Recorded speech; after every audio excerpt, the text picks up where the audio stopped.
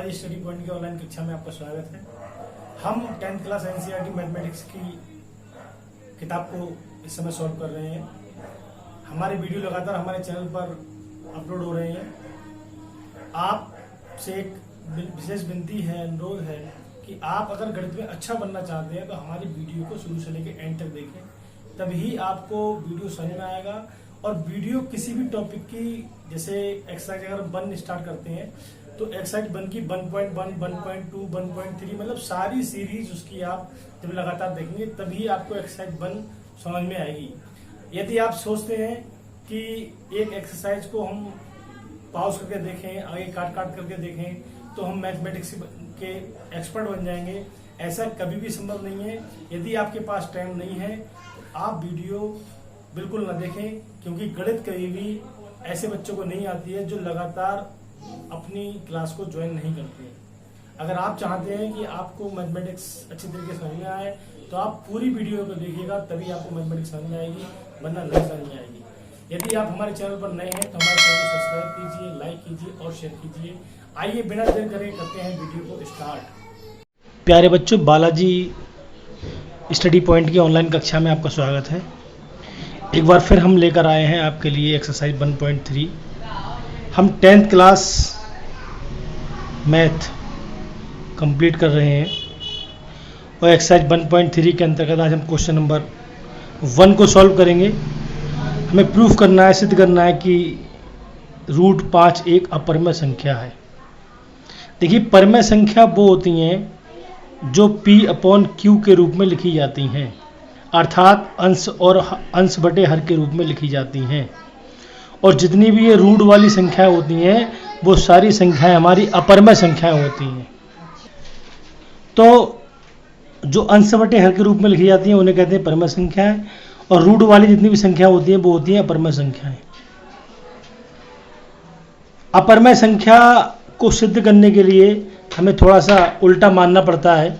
हम मान लेते हैं कि जो √5 दे रखी है वो अपरिमेय संख्या नहीं है, परिमेय संख्या है। माना √5 एक परिमेय संख्या है। हमने इसको मान लिया √5 एक परिमेय संख्या है। अब √5 एक परिमेय संख्या है तो उसे P/Q के रूप में लिख सकते हैं, क्योंकि परिभाषा होती है कि जो P/Q के रूप में लिखी जाती हैं उन्हें हम परिमेय संख्या कहते हैं। तो माना √5 बराबर P/Q, मतलब हम इसको इस रूप में चेंज कर सकते हैं। अब हमें क्या करना होगा, हमें इसका रूट हटाना होगा, और रूट हटाने के लिए हम दोनों ओर वर्ग कर देते हैं। दोनों ओर वर्ग करने पर तो हम √5 का भी वर्ग कर देंगे और P/Q का भी हम वर्ग कर देंगे। तो जब रूट वाली संख्या पर स्क्वायर लगा होता है तो रूट जो है वो हट जाता है और ये हो जाएगा P²/Q²। अब हम Q को इधर लेके आएंगे तो ये 5Q² बराबर हो जाएगा P²। हम इसको ऐसे भी लिख सकते हैं कि P² बराबर 5Q²। अब यहाँ देख रहे हैं P² के मान में 5Q² आ रहा है। अगर हम इस 5Q² के 5 से भाग करें, जैसे 5Q² है और इसको 5 से भाग करें तो ये कैंसिल हो जाएगा, अर्थात P² का मान जो 5 से विभाजित हो रहा है। तो हम यहाँ लिखेंगे P² 5 से विभाज्य है। जब P² 5 से विभाज्य है तो जो P की वैल्यू है तो P भी 5 से विभाजित होगा। 100% ऐसा होगा कि जब P² की वैल्यू 5 से कट रही है तो P की वैल्यू जो भी होगी वो भी 5 से कटेगी। अब हम यहाँ पर जब P 5 से कट रहा है तो हम P का ऐसा मान लेते हैं जिसमें 5 आए, तो P बराबर हमने मान लिया 5m, क्योंकि साफ साफ लिखा है P 5 से विभाजित है। तो P में ऐसा मान मानेंगे जिसमें 5 आए और एक कांस्टेंट वैल्यू ले लेंगे कोई m। अब ये समीकरण 1 डाल लेते हैं और इस p का मान उठा के समीकरण 1 में रख देते हैं। p का मान समीकरण 1 में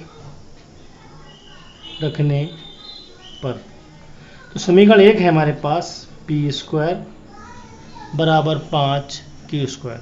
यहाँ p² की जगह हम रखेंगे 5m, 5m का स्क्वायर 5q²। अब देखिए 5 का स्क्वायर करेंगे तो कितना आ जाएगा 25m², और ये हो जाएगा 5q²। अगर हम यहाँ से q² का मान निकालेंगे तो 5 जो है वो 25 के बटे में आ जाएगा, 25, अर्थात q² का जो मान आया वो आया 5m²। जैसे p² का मान 5q² आया था, वैसे q² का मान कितना आया, q² का मान आया 5m²। तो जब जैसे p² 5 से विभाजित था, ऐसे q² भी 5 से विभाजित होगा। अब यहाँ लिखेंगे अतः q² 5 से विभाजित होगा, तो q भी 5 से विभाजित होगा। अब आप देख रहे हैं कि परमेय संख्याएं वो होती हैं जो p/q में लिखी जाती हैं। जैसे कहीं 10/20 लिखा हुआ है तो ये परमेय संख्या नहीं है। जब हम इसे काट के छोटा कर लेंगे, इसे मानक रूप में लिख लेंगे 10 एकम 10, 10 दूनी 20, 1/2 बचा। अब ये किसी से नहीं कट रहा है। जब ये किसी से कटना बंद हो जाता है तो ये परमेय संख्या होती है। जब तक जैसे ये 10/20 था तो 10/20 को हम लिख सकते हैं 5 दूनी 10 और 5 दूनी 10 दूनी 20। तो देखिए दोनों के जो कॉमन फैक्टर है वो 5 और 2 यहाँ भी है, 5 और 2 यहाँ भी है। तो कॉमन फैक्टर जब तक होंगे तब तक ये परमेय संख्या नहीं होगी, लेकिन ये कॉमन फैक्टर जब कट जाएंगे तो जो 1/2 बचेगा वो हमारी परमेय संख्या होगी। तो यहाँ पर p जो था वो ही 5 से कट रहा था और q है वो ही 5 से कट रहा है, मतलब p और q दोनों 5 से कट रहे हैं, और q भी हमारा ये 5 से कट रहा है और p भी हमारा 5 से कट रहा है। और जब p और q दोनों 5 से कट रहे हैं तो अर्थात √5 जो हमारा परमेय संख्या नहीं हो सकती। क्या है, ये एक अपरमेय संख्या है। तो यहाँ लिखेंगे p/q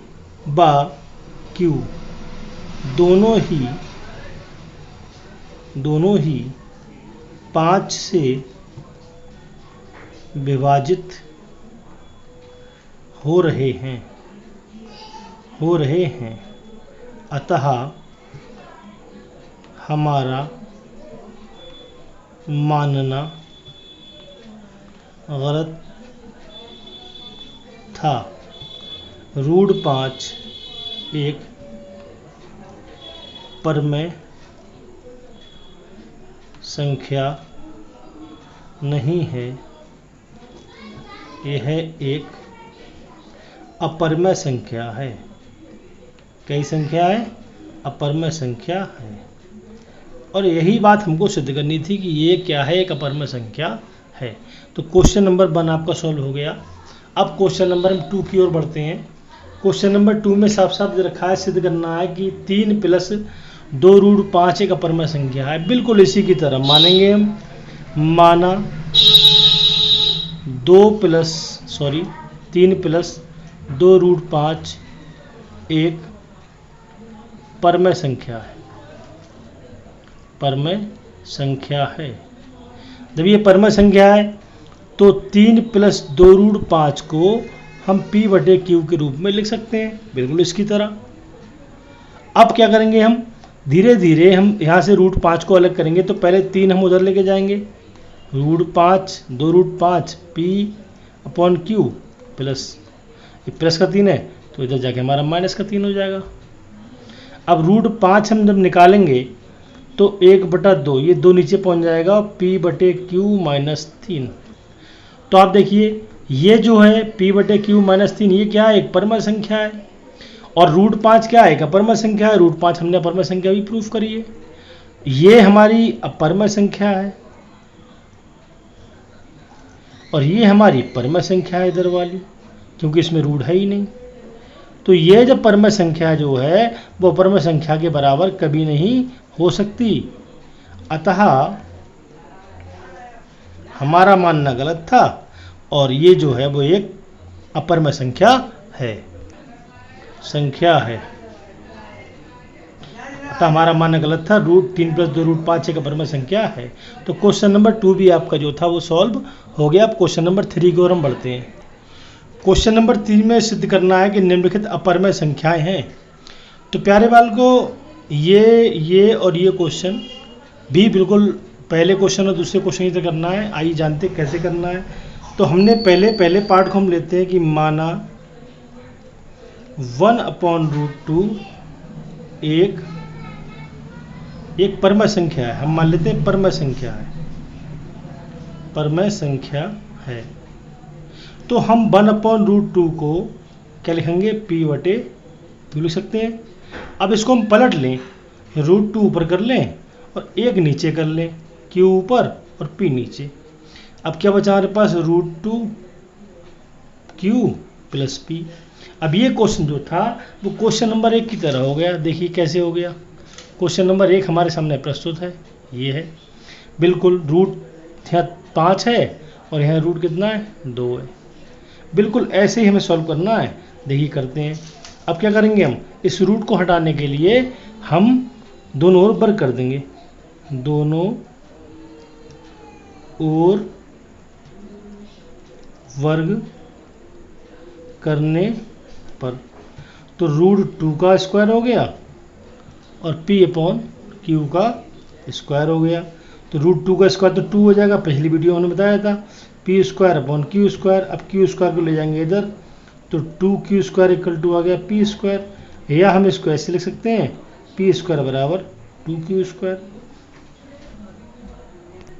तो यहाँ पर आप देख रहे हैं कि p² की जो मान है उसमें 2 आ रहा है। अगर q² का गुणांक 2 है तो p जो है p² जो 2 से कट जाएगा। अतः